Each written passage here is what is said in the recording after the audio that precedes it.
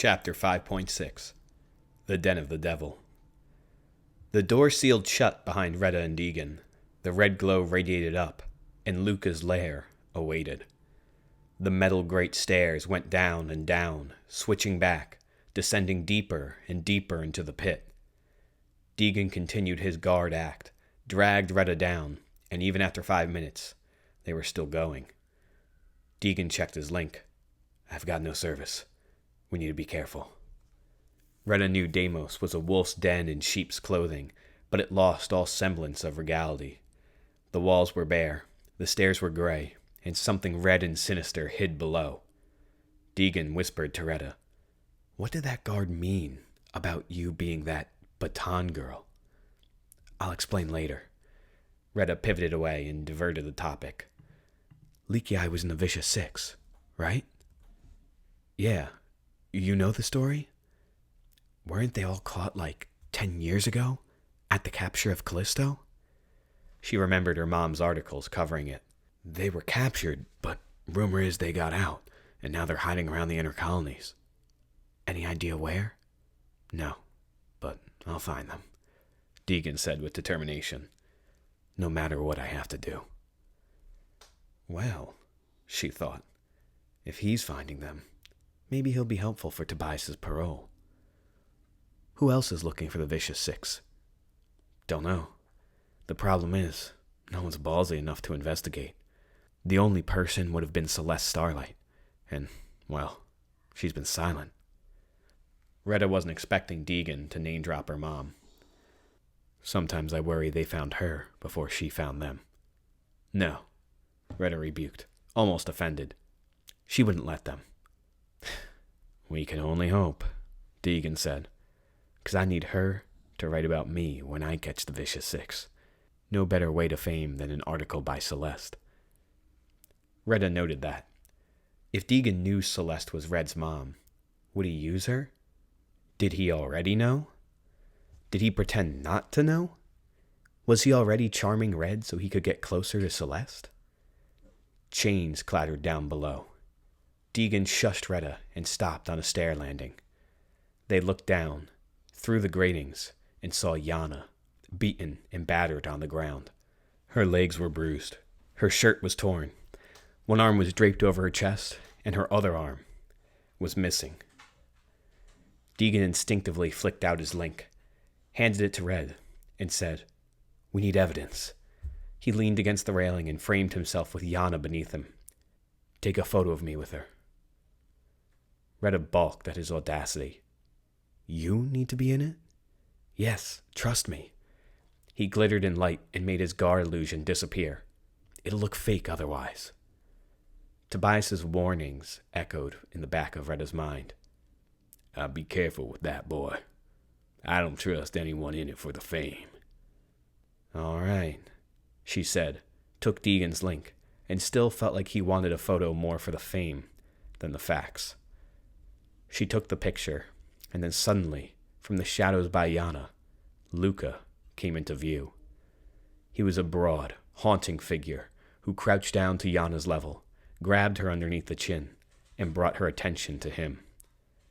Strangely, Retta felt the same sensation on her chin, as if Luca gripped her and touched her too. Red looked at her arm and saw the blue-green glow of the baton.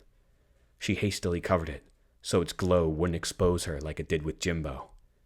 Am I still connected to Yana? She wondered, unsure how to stop the empathic connection between them. "Yana, how pathetic," Luca said. "You gamble away your life, gamble away your body. I give you a second chance, and you still find your way here." Luca dropped her limp head in his hands, stood himself up, and went to the wall. Bright red light strips lined the room's upper edge. Their ominous glow illuminated pieces of bots hanging like butchery. Robotic arms and legs hung from chains. Sharp tools were mounted beneath them. Giant pliers, industrial saws, and large drill guns. They hauntingly swung, and Luca placed a hammer back in its spot above a workbench. Oil pools reflected the red light above, and a robotic arm laid on the bench, its wiring torn apart at the socket, fresh and raw. Retta locked eyes with Deegan. He pressed a finger to his lips, and they both crept closer to Luca, down the stairs. "What are we doing?" Deegan whispered to Retta. "I don't know yet," she responded, and the shared sensation between her and Yana grew stronger as they approached. At first it was the chin. Now it was her right arm, the one Yana was missing. The closer Retta got, the less she felt her hand. The more pins and needles ran from her spine, through her shoulder, down her arm. She felt like it was going numb, like it was disappearing. "Why do you do this?" Luca asked Yana, circling back towards her. "For an adrenaline rush? A fix?" Luca held a small, glass vial between his fingers. It glowed with a neon blue energy, and gas swirled inside the glass. He lobbed it in front of Yana. The glass shattered, and smoke rose from the vial. Yana's eyes shot open, and she crawled to the vial, inhaled the gas, and trembled as it made its way into her bloodstream. Immediately, Retta felt her senses ignite. It was like jet fuel ran through her veins, sparked, and exploded with energy. Her eyes shot open, her heart rate spiked, and she was high, just like Yana. "Pathetic," Luca said, circling Yana like a vulture once more. "Enjoy your last hit." He left through a sliding door in the back of the room. Retta was losing control. The drug's effects on Yana directly affected Red. She started sweating, started panting, and her hands were shaking. Retta squeezed the baton, clawed at the tattoo, trying to quell its power. "Stop! Stop!" Deegan watched her seethe. "Red, are you okay?" She grit her teeth and collected herself. Who knew how long Luca would be gone? "I'll be fine. We need to help her. Now." Retta separated from Deegan and hurried to Yana. Her breaths were shallow and labored, and a trickle of blood dripped from her mouth. "Deegan..." Retta felt faint. She was suddenly out of breath, breathing slowly, shallowly, and eventually labored. "Deegan, we need to get her out of here." Retta wrapped Yana's single arm over her shoulder, brought her to her feet, and Deegan looked for an exit. The stairs would take too long with Yana limp like dead weight. I know. Retta's pain was intense.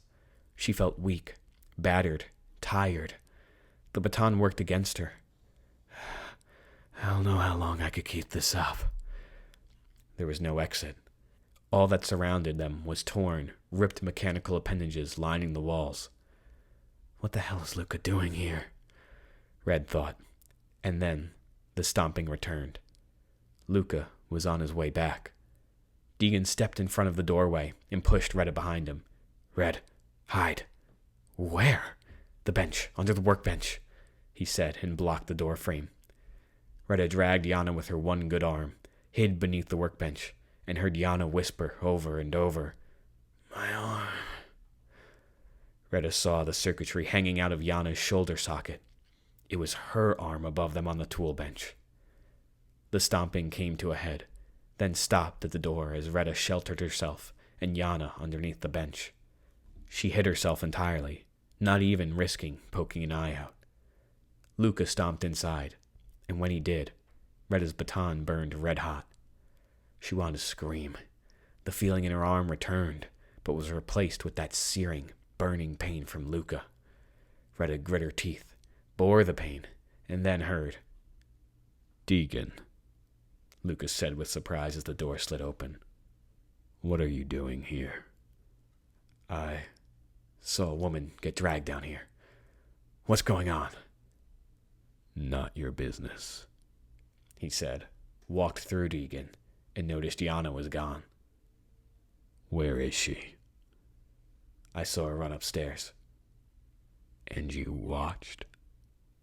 Luca was focused on Deegan now. "Useless," Retta heard through Luca's thoughts. His anger was mounting, his rage boiling, and Retta couldn't help but hear his thoughts. And if she could hear his, he'd hear hers again. She stopped thinking, stopped breathing, afraid that Luca would hear the wind pass her lips if she wasn't careful. His presence was overwhelming and suffocating, and what unnerved her more was how Luca masked that rage in calm. Deegan, I give you free rein to come into my casino, do your two-faced trick, and win some money. Then, you just let her go? He was terrifyingly calm. Luca stomped towards Deegan and cornered him against the wall. You can't be humble. Can't take what I give you. You have to play the hero. Luca, I want to know what you're doing.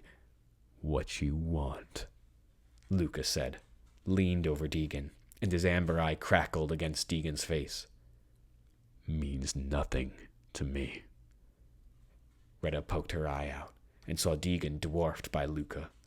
The weight of Luca's arm bent the metal panel over Deegan's head. He reached down for Deegan's throat. What you get?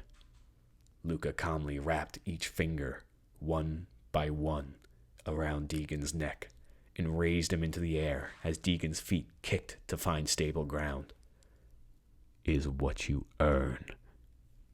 With little effort and seismic force, Luca slammed Deegan into the wall. The dangling robotic arms and legs rattled off the wall and clattered against the ground.